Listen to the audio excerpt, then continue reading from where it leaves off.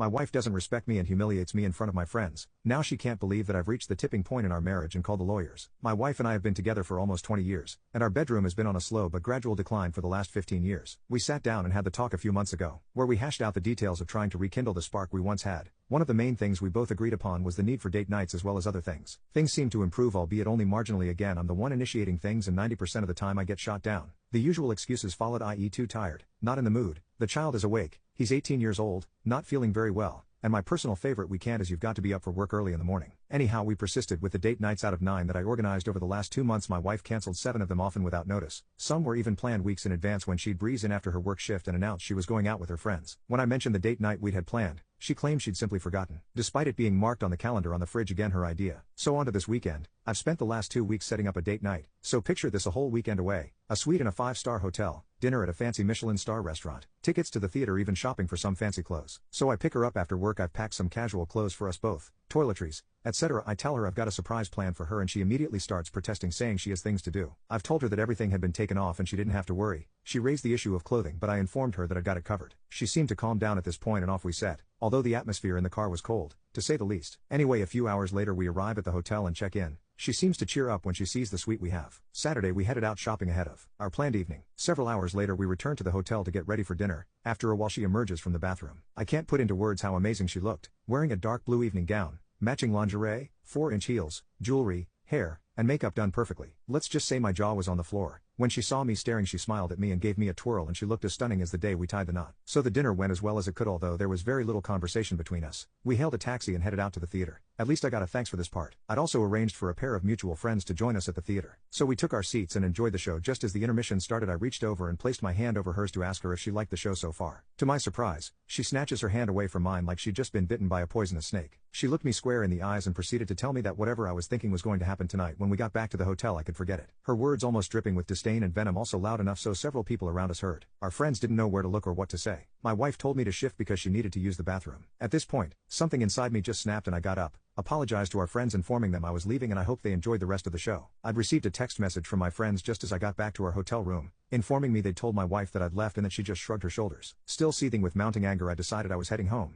So I packed my clothes, caught a taxi to the nearest train station, and managed to get the last train home. This morning I made the decision to relocate to the guest room. I noticed I needed some new bedroom furniture, so I headed down to IKEA. I've given up building flat packs for the day. My wife, however, has asked what the new furniture is, but I think she realized when she noticed my clothes and other personal items weren't in the master bedroom. She didn't say anything to me until about an hour ago, when she asked me why I was being so childish. I politely explained the previous canceled date nights in favor of her friends, and she, in my opinion, completely unnecessarily outburst at me during the intermission at the theater. She just shrugged her shoulders again and asked if intimacy was all I was interested in. I brought up the issue of her attitude when I picked her up from work Friday afternoon with the intent of surprising her. She told me to deal with it. Update 1. My wife's best friend contacted me and asked what had gone on, as apparently my wife had told her only part of what happened. So I filled her in on all the gory details. To say she was shocked was an understatement. She proceeded to ask me what I planned to do, considering I was planning a trip to Paris for our anniversary later in the year. I stated that the trip wasn't going ahead because of her actions at the theater. My darling wife still hasn't apologized for her actions/outburst. She still claims that she may have overreacted slightly, to her exact words. Beth promptly called my wife and put her on speakerphone. Beth then proceeded to tear her a new one and, to add insult to injury, spilled the beans about the proposed trip to Paris for our anniversary. My wife proceeded to gush, saying that she knew I'd get over it as I couldn't say no to her. Her happy mood disappeared when Beth informed her that I'd canceled the trip not 10 minutes ago. I've also spoken to a solicitor concerning a separation and eventual divorce. I recently renewed my passport, and when it arrived, my wife's first reaction was to ask if the trip to Paris was back on. I replied, or rather snapped back at her, that no, it wasn't back on, and the possibility of it ever being planned again was virtually zero. She then proceeded to ask if that was the case and why did I bother renewing my passport. I replied by stating that I have almost 2 months of holiday time saved up from last year and this year, so I'm planning on flying out to California to see an old friend. Her jaw dropped to the floor. She appeared to be trying to say something, but nothing was coming out. Yesterday morning when I got in from work, I found her sitting at the kitchen table along with Beth. My wife appeared to have been crying by the look of her eyes and face. I then reached into my bag, pulled out 2 A4 envelopes, and placed them on the table in front of her. I then explained the contents of the envelopes. The first one contained a rough draft of a separation agreement drawn up by my lawyer, which would likely end in us getting divorced. At hearing my words, she started bawling her eyes out again. Her friend calmed her down and asked her what she thought I'd do, as she mentioned that during our conversation Beth had picked up on my cold demeanor and tone.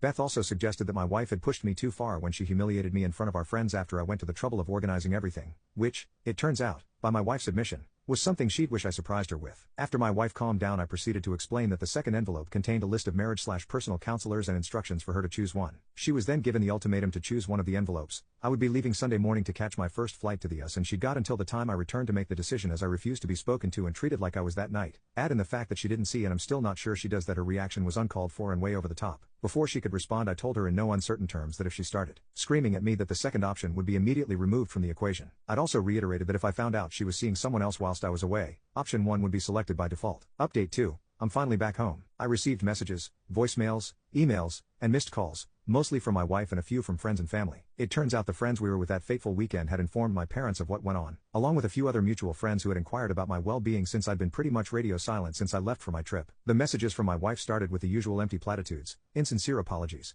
etc. I assumed that when I didn't give her the satisfaction of responding, the messages became more menacing and darker in nature, almost to the point of threatening. I rang her and told her that I'd landed back in the UK and I'd be home after I made a quick stop off at my mother's house. She seemed overly affectionate and sweet on the phone, and almost had me wondering if it was the same person I left when I headed out to the US. So I spoke to my mom and laid out everything that had happened and why I took the trip abroad, and she said that she understood but was considerably upset that I left without telling her in person. Anyhow, I get home and my wife practically rugby tackles me the second I'm through the door, again showering me with affection as if nothing had happened at all. She made small talk, asking if I'd enjoyed my trip, asking where I'd been and what I'd saw. I waved her off my lap, sat her down on the sofa next to me, and asked her bluntly if she'd decided the 2 envelopes if presented to her before I left. She simply scoffed at me and asked if it was really serious, because she assumed that I was just being childish and throwing a tantrum. I informed her that I was deadly serious about it and if she'd given it any thought. She just smirked at me and told me to stop being stupid and get over it. My reply was that she'd given me her answer and said, "Thanks for letting me know where I stand." At which point I rang the solicitor who drew up the 2 sets of papers, and although I hated ringing her one Friday afternoon whilst she was likely with family, she asked me what choice my wife had made. I informed her that I didn't want to discuss it over the phone and could make an appointment next week to discuss it in person and go over my options. As I wrote down the appointment time, I caught my wife staring daggers at me and looking so red in the face that I thought she might be on the verge of either having a stroke, heart attack, or both. After I'd finished the call,